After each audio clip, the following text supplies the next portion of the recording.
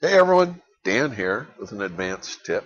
What we're going to talk about today is background information and foreground information. Now, I had once created a handout about this, and hopefully that you have that. If not, I'll try to make it available and put it on the handout part of this module. And I talked about was advancing and receding areas and background and foregrounds as well as background information and foreground information. And that latter part is kind of what I want to talk about today. Okay, so you you almost have to have reviewed that handout beforehand, but I'll try to basically cover it here in a couple seconds here. What I want to talk about here is we know that there are different planes in a painting, right? Like this is more in front of this, right?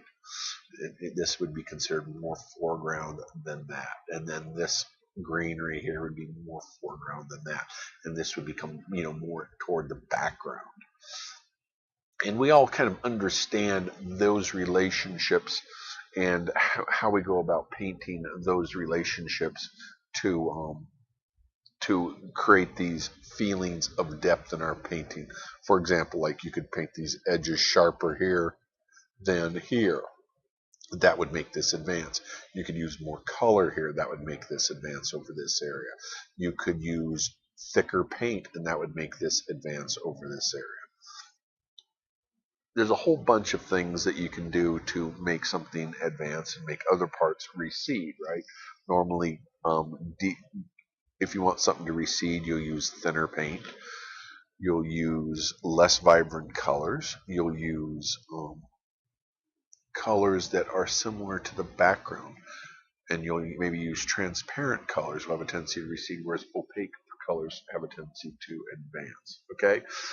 Now, that is all for defining the different placement of things within the what I would call the foreground area, which is all of this.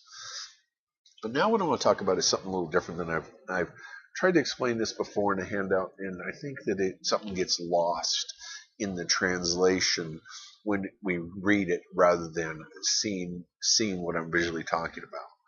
For example, we know the background here is back here, right? We know that's background. You could even say this flower is in the background, or these flowers back in here are kind of in the background, right? You could almost say some of these leaves are kind of in the background because they're closer to the background in physical space than they are to the foreground, like these guys right in here, right? And that's true. And that is something that you always, of course, want to account for whenever you're painting anything three dimensional. And especially whether if it's a still life or a figure, believe it or not, it's actually more important to get those right in still life painting and figure painting than it is in landscape painting. And that seems counterintuitive. You'd think landscape painting, because there is such a wide range of of of what I want to say of depth in terms of sheer yardage with landscape, that you need to get that right. But the opposite seems to be true. Our eye is willing to accept and automatically convey these concepts of depth just with size relationships, right? Like this tree is smaller than that tree. It looks similar, so it must be further away. It's funny how our eye will just grant that to landscape, but it doesn't do that in still life painting or in figure painting the same way. So you have to be very deliberate and very careful about that. All that being said, that's not really what I want to talk about.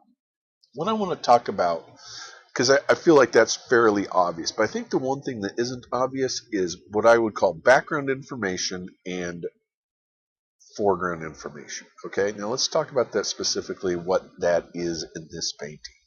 Like, for example, the most furthest forward thing is this piece of fabric and the front of this vase, or front of this trunk. Now, if you took them as a whole, I would say all of this here and this here, all of that is background information. Now, what I mean by that is there are parts of the painting that we want to draw attention to. The flowers, or some of the flowers, the greenery, the peaches, this bowl, these I can't think of the name, pansies, the copper, that kind of stuff. That is all part of what I call the foreground information.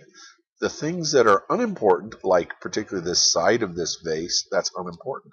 This side of this vase is unimportant, or of the, I keep saying vase, but I want to say trunk. This side of the trunk is unimportant. This side of the trunk is unimportant. This peach is pretty much unimportant. This peach is pretty much unimportant. The tabletop edge here and here is pretty much unimportant. So what happens, and this is the real important distinction here, so if you don't listen to anything else, listen to this. You want to paint the painting in such a way that the foreground information is dominant and the background information is recessive or goes away or doesn't get attention, okay? And that is kind of a tricky thing, and it's a very difficult concept for a lot of people to grasp. But once you grasp it, you've got it, and your paintings will show, and it'll just instantly elevate your skill level. And it's one of those things you just can't put your finger on why it's good. It just is good when you see a painting that has it. So that's what I want to continue to talk about like that. So you can even go through and you can even go through individual objects. I'm trying not to confuse it, but I think it's important to understand this. This here is very much foreground information. This shadow, though, is background information.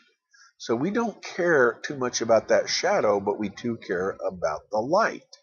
So the two have to relate to one another, but we don't want the eye looking here. Does that make sense? It's actually part of background information. Same thing with the vase. The shadowy part of this vase becomes background information. Now, I don't want to really over confuse it, but I want you to understand that how pervasive this concept really is in everything you do. But for now, I want to focus in on the big things. So let's say all of this area right in here, all of the vase up to like here is all background information. Now, what does that mean in the actual physical terms? And this down here, I keep saying vase, trunk, of the trunk here. What does that mean in terms of how you paint it? Well, first off, you paint it duller than what you see it.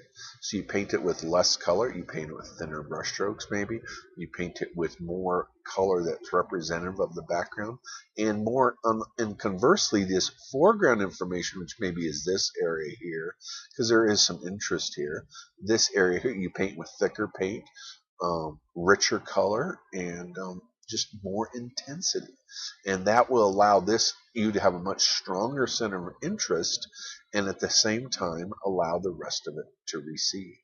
Same thing over here, a lot of this greenery, all that is pretty much background information. So you wouldn't want to develop that too much. You want it to recede. You want it to kind of go away visually. You want it to be there as a placeholder, but you don't really want any attention drawn to it. Whereas you want the attention drawn to part of this branch, not all of these leaves, but part of them, part of these flowers, part of this vase, part of these guys here, the fruit here, the bowl, and this here. Incidentally, this bowl is a 500-year-old bowl that was recovered by a marine archaeologist off of China.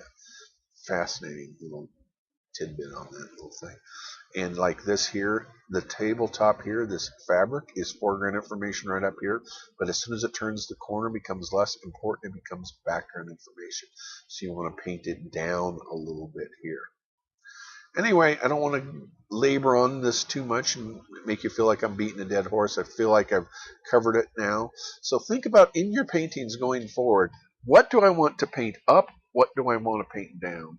One of the hugest misconceptions a lot of people have, they think that if they paint every square inch of the painting perfectly well, then you'll end up with the best possible painting, whereas the opposite is the truth. The better you paint the important parts of the painting and purposely weaken the unimportant parts, the stronger the painting will actually be. And that's actually one of, I think, kind of the downfalls of photorealism is people just don't understand that, and they end up with a painting that looks like a photo. And while that might be impressive to people that don't paint, to the rest of us, we're like, okay, that's nice, but why? Kind of thing, you know what I'm saying? But whereas occasionally you'll see a photorealist that understands this concept, and they do have some absolutely exquisite things to offer. All right. Anyway, that's my tip. Have a great day.